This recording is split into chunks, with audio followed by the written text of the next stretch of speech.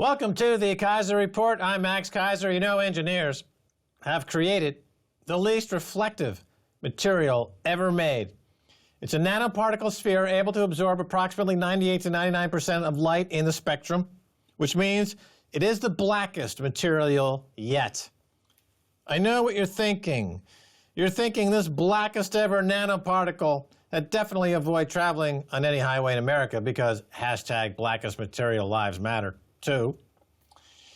You're also thinking that the blackest ever nanoparticle sphere sounds a whole lot like our financial sphere, able to absorb so much light shined upon it that none reflects back. The horror of the crimes contained within. On this blackest material ever discovered theme, we turn now to Stacy Herbert. Stacy. So, of course, where one reflects a light upon things is either in journalism or in the courtroom. And in the courtroom, no matter how much light is shined upon the banking frauds, apparently none gets through because the headline from The Economist reads, "Has it become impossible to prosecute white-collar crime? Financial crimes might be too complicated to take to trial." So this is actually from Bloomberg News, and they say, for close watchers of the interactions between the Justice Department and the financial industry, the mistrial in the Dewey and LaBeouf case was about more than just the fact that a handful of jurors were too overwhelmed by the evidence presented to reach a verdict. The mistrial, after 4 months in court and 22 days of deliberations, hints at a much deeper problem. Perhaps most financial crime has reached a level of such complexity that it's beyond the reach of the law. So this is a law firm that was being charged with financial crimes, aiding and abetting. The jurors looked at it, they couldn't understand the material, and there was a mistrial because they didn't know what was happening. Yeah, so this nanoparticle, blackest, reflexo, materialoso is where photons go to die. And it is like a financial engineered product for the murderers of light. And here we have the murderers of truth and light on Wall Street creating derivatives and black holes and complicated security structures so ornate, so complex that no jury in the land can convict because no one can fathom exactly what's being presented to them as a crime. You know, it's just not about knocking over a liquor store with a gun. It's about going to that liquor store through a labyrinth of derivatives and intermediaries and off-balance sheet special vehicles and arbitrage of currencies through the blackest material ever invented, back to Wall Street, over your mother's house, to grandma's house we go, through a bridge, onto Thanksgiving, and then collateralize that in a special purpose entity account sold to a futures contract to a Japanese pension fund, who then resells it back to Goldman Sachs, who then reinterprets that as a particle within the realm of a possibility that could have existed if there was, in fact, life on the backside of the moon. And they call this finance. Yes. And to the ordinary person, apparently it is too complex. And they chronicle a list of all of the cases this past year or the past few years that have been unable to, the jury can't reach verdicts because they don't understand it. The two Bear Stearns fund managers, you know that.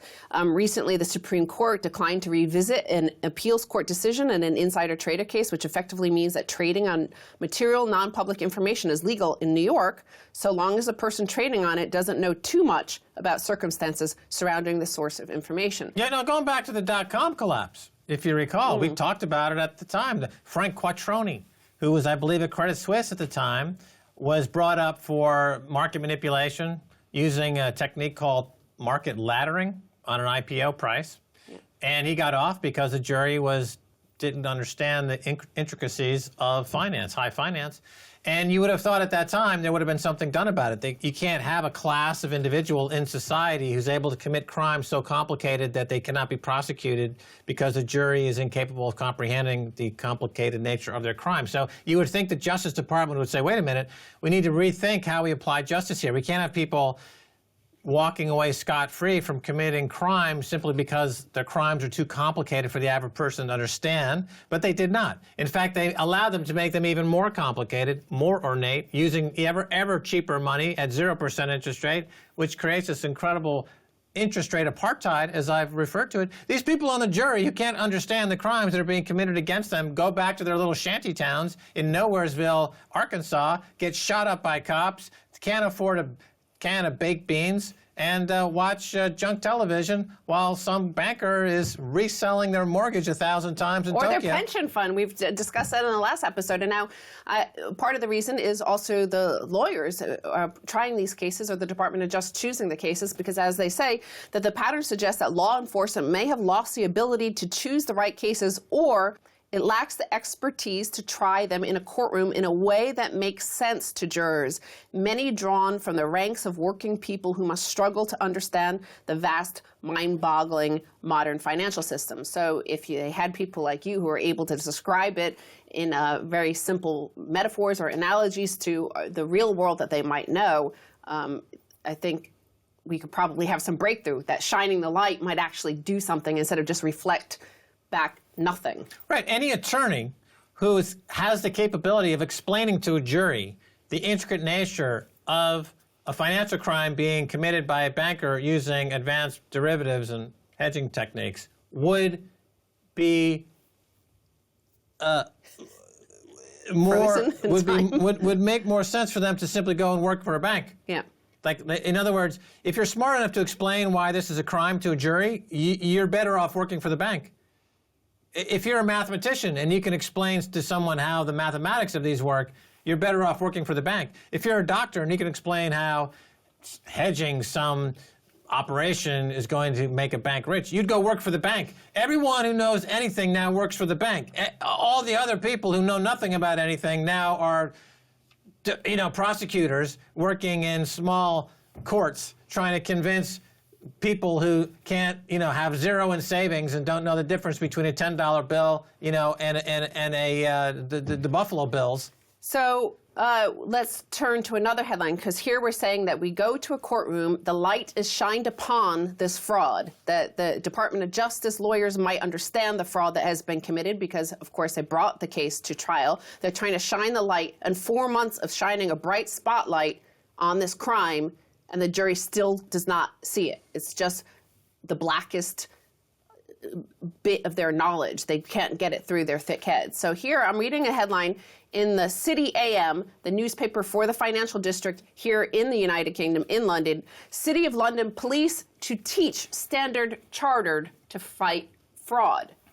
And at first I thought, the City of London police are going to go in there and tell these bankers how to look around each other and see if they're committing fraud. But no, the City of London police are going to show them, like Joe Bag of Donuts comes in with 500 pounds and he doesn't look like he could possibly afford 500 pounds. You're going to try to find his fraud. And I thought, well, why don't the City of London police go to ordinary people and teach them how to how to look for fraud in their bankers? Why isn't there a program of teaching ordinary citizens how to find fraud? Yeah, why not teach Standard Chartered how not to commit fraud? That'd be a good program. I mean, or just, you can't name them. I mean, they happen to be in this headline, but any bank, any single bank you could possibly think of on earth, every single one, how to look at fraud at the banks, how to see if a banker is defrauding you. So that's a good idea, is for us to teach people to look for fraud and teach about these complicated frauds. But then I want to turn to another headline from America, and CISA amendment would allow U.S. to jail foreigners for crimes committed abroad. So we started out that they shine the light on these banking frauds, but they cannot put any of these banking fraudsters behind jail because the population from which the jury is drawn is intentionally kept stupid. Right, we had too big to fail, too big to jail, and now too complicated to jail. Yeah, too complicated to prosecute, yes. So here is they can't find enough people in their own country that they could find a jury to understand the crime. So the main aim of the new amendment to the Cyber Security Information Sharing Act, CISA, which passed a key Senate hurdle last week on Thursday, is to lower the barrier for prosecuting crimes committed abroad.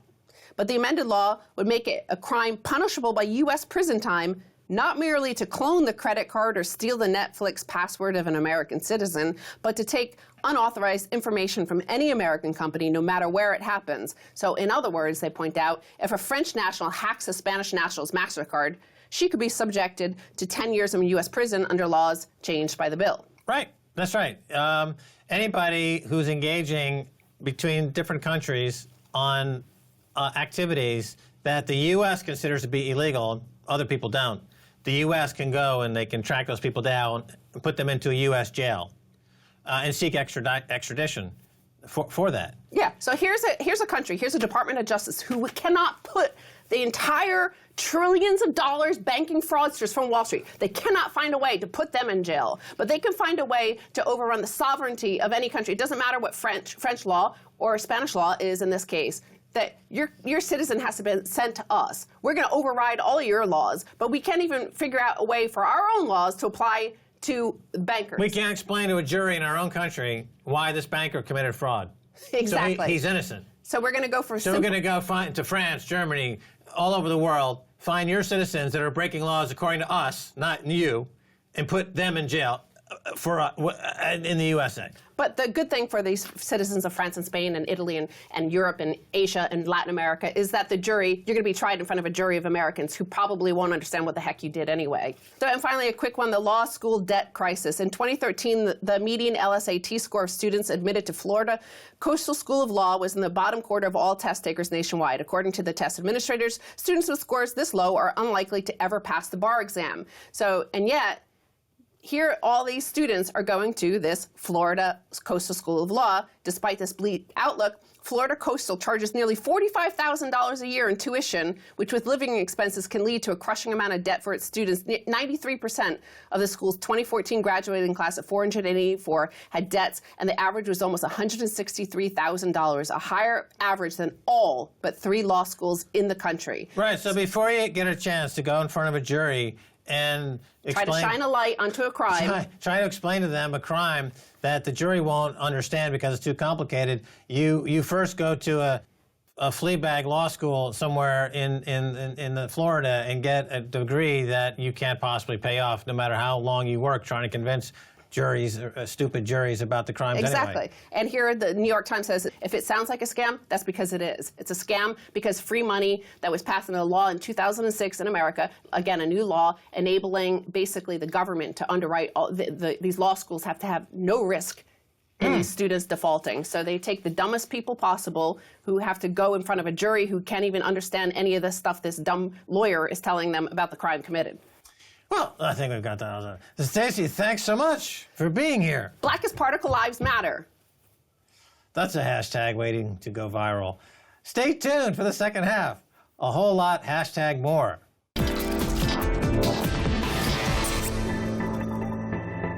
Welcome back to the Keiser Report. I'm Max Keiser. Time now to turn to Rowan Bosworth Davies.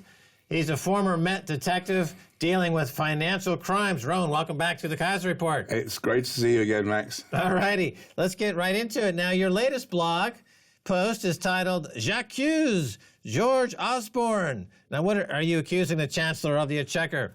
Well, it's a catchy title, right? But my biggest beef with him is that he is just bending over backwards to give the white boys and the spivs in the city just everything they want in terms of making life very easy for them to accept dirty money and foreign money coming in from sources which they should otherwise be doing a lot more to identify. And in so doing, he is actually facilitating an awful lot of financial crime. Now, I'm not saying that he's doing this maliciously. I don't believe he is. I believe he's doing it because he just doesn't know any better, because he's committed to this idea of, the banks and the financial sector are going to lead the sort of, the way forward. But the problem is we've still got rules and regulations that say what banks have to do before they can accept new clients and new money. And those regulations are just being discarded willy-nilly and thrown out of the window in the name of doing away with red tape. It's actually causing more problems than it's solving. I mean, just last week we had the Director General of the National Crimes Authorities on the record saying that London is awash, billions and billions of foreign criminal money. Well, let's dig into this a little bit. You're saying billions and billions of foreign money pouring in at the same time that the government, and Osborne in particular, is pursuing these austerity measures, claiming poverty. So apparently, if you're not a spiv, then you live in a Britain that's going bankrupt and you need to have your benefits cut. But if you are a spiv, you're swimming in billions of cash coming in every single day, and everything you touch goes up in value like a stock, a bond, or a property? Well, that's the point that I'm trying to. That's the irony I'm trying to expose, is that the fact that it seems that we have one law for the vast number of ordinary people, it's just the ordinary man and woman in the street who've got to put up with all this austerity. But at the same time, if you're working in the square mile, the laws will just be dispensed with in order to enable it, to make it easier for you to accept the money that's coming in from God knows where, because they don't know where it's coming from. I mean, today in the paper, there's a story, in the Times this morning, there's a story about the amount of money that Franco stole out of the Spanish state, and which he's bequeathed to his family, and they're still enjoying it. But this kind of money from heads of state and foreign dictators that is simply finding a very safe home, thank you very much, here in the City of London. And I'm saying that there's just a sheer degree of hypocrisy here. All right, now, The Guardian, a newspaper headline from July reads, "Foreign criminals used London housing market to launder billions of pounds." This was for a National Crime Agency spokesman. And can you talk a little bit about that, how that works? Well, we have, as your viewers will know, we've got a major housing or property building boom certainly in London, but at the very, very high end of the market. Okay, is housing a problem because there's a shortage of housing, or is housing a problem because the prices have gone out of reach for most people due to this influx of corrupt money into the country? Well, no, I mean, we need a lot more affordable housing. But what's contributing to the unaffordability of housing more? Shortage of housing or price appreciation due to influx of ill-gotten foreign... Because we've got people who are prepared to pay ludicrous prices in order to... Who are those people? Foreigners. Right. So that's what I'm saying. Chinese, Malaysians, people from the Middle East. And there's a Pakistan. strong undercurrent to suggest that this is not money that has been adequately reviewed in terms of its possible association with criminal behavior. Vast amounts of it have not been subjected to proper due diligence procedures. It's come into the bank without the proper questions being asked. I mean, you had to... Okay, so once again, if the government says, the answer to our housing shortage is we're going to build 60,000, 80,000 new units, but on an economic apple-to-apple comparison, the greatest thing Osborne could do to make housing more affordable is to stop this influx of foreign laundered money. Well, what he could do is make the amount of building that's going on much more equitable. I mean, there's no reason why foreigners can't buy property in this country, but the problem with it is that if you're building, if you're a builder and you're building property and you can build it knowing that some secret buyer, you going through an offshore company, will pay you an arm and a leg to buy a property which he may never even ever live in.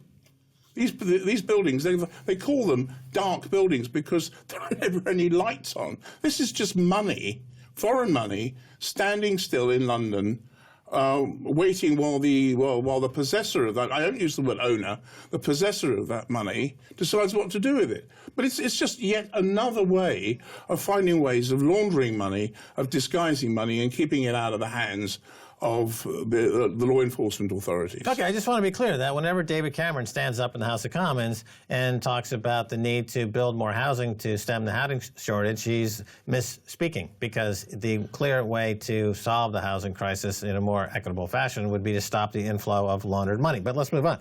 So in the U.S., Ben Bernanke, the former head of the central bank there, he's got a new book, and in the book, he says, you know what, looking back over the crisis, going, 2008 and all the bailouts and all the TARP money, a lot of bankers should have gone to jail like they did over in Iceland. So is there a statute of limitations here in the UK? Is it too late? Well, the trouble is we haven't even started yet. That's the problem. There are a lot of bankers who have committed criminal offences within the financial sector area. But the problem is we've actually very recently started to make it easier for them to get away with their wrongdoing. Because you probably remember a couple of years ago, there was a big hoo-ha, and one of the House of Commons Select Committees looked into banking culture, a wonderful phrase. They looked into banking culture. And I remember the chairman was constantly saying, listening to these horror stories that were coming out, and he kept saying, why has nobody gone to prison? And so what happened was the government then said, right, we'll pass a new law that will make it so much harder for deviant bankers to get away with their wrongdoing. And one of the important elements of that was that where banks showed signs of collapsing, the law said that the banker himself will be called upon to demonstrate what he knew and what he knew about the state of his bank and what he knew and what the time was at the time and what did he do about it. Now, that would be a very sensible piece of legislation in order to put the focus on the banker to say, well, what did you do to prevent your bank collapse? I mean, imagine they'd done that to Fred Goodwin at RBS. And then just recently, like last week, I read in the Times that because of lobbying from the BBA and from the banking sector, they've now done away with that. Very quietly, they pushed that into the long grass. So that now means that this law, this great law they trumpeted that said that this was going to bring the bankers to account, it's null and void. Well, this has been the history of the past 25, 30 years. I mean, going back to the S&L crisis in the United States, when they were caught, bankers were caught breaking the law, a lot of them went to jail, and the response was to change the law. So then when the 2008 crisis came along, they did the exact same thing that they did during the previous crisis, but it was no longer illegal. So they would say, well, it's not illegal to do what we did. Yeah, because they changed the law to make what used to be illegal just a few years before legal. And what you're describing here is same thing in the UK. So when laws are broken, the response is don't prosecute the bankers, change the law. Exactly. In Iceland, they said, no, we're going to stick with the law, and therefore you're going to jail. So that's a cultural shift. I mean, certainly there's a different approach. Now, I want to kind of skip gears here for a second. So it has emerged that in the EU Commission knew about the Volkswagen emissions fraud back in 2013, but as Bernanke did nothing to stop the banking fraud, so the EU commissioners did nothing to expose or punish this protected elite class of manufacturers. So here's kind of like removing different industries. In other words, if you allow bankers to commit fraud with impunity, why shouldn't Volkswagen commit fraud? It's a similar type of fraud. They're using algorithms, they're using computer technology to commit massive fraud, and they're simply saying, oh, well, they're getting away with it, essentially. Do you see that epidemic of fraud and criminal behavior spreading because of the lack of will of the politicians to prosecute? I see it as symptomatic of a cultural and an ethical change within a wide variety of business sectors.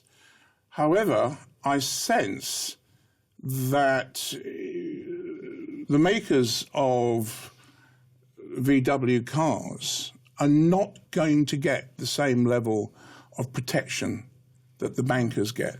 And I can actually spell that out for you. I mean, I think certainly in America, I think executives of a certain car company may very well find themselves doing jail time. And that's what I genuinely think.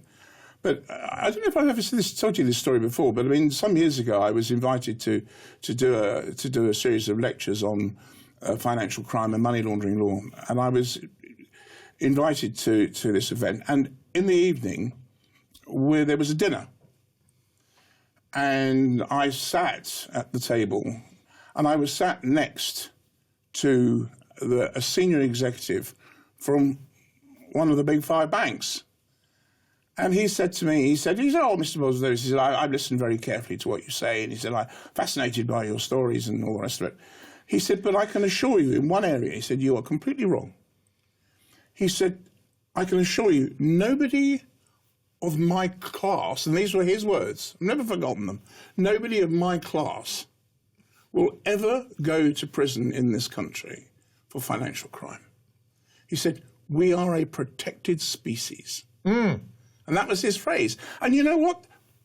you talk to a lot of senior bankers over the river there about that, and that is how they feel.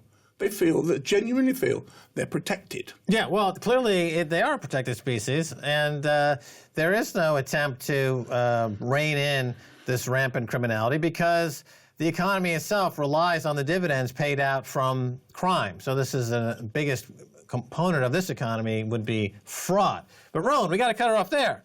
Thanks so much for being on the Keiser Report. It's great to see you again. All right. Well, that's going to do it for this episode of the Keiser Report with me, Max Keiser, and Stacey Herbert. I'd like to thank our guest, Rowan Bosworth Davies of rowansblog.blogspot.com. If you'd like to get in touch, tweet us at Keiser Report. Until next time, bye, y'all.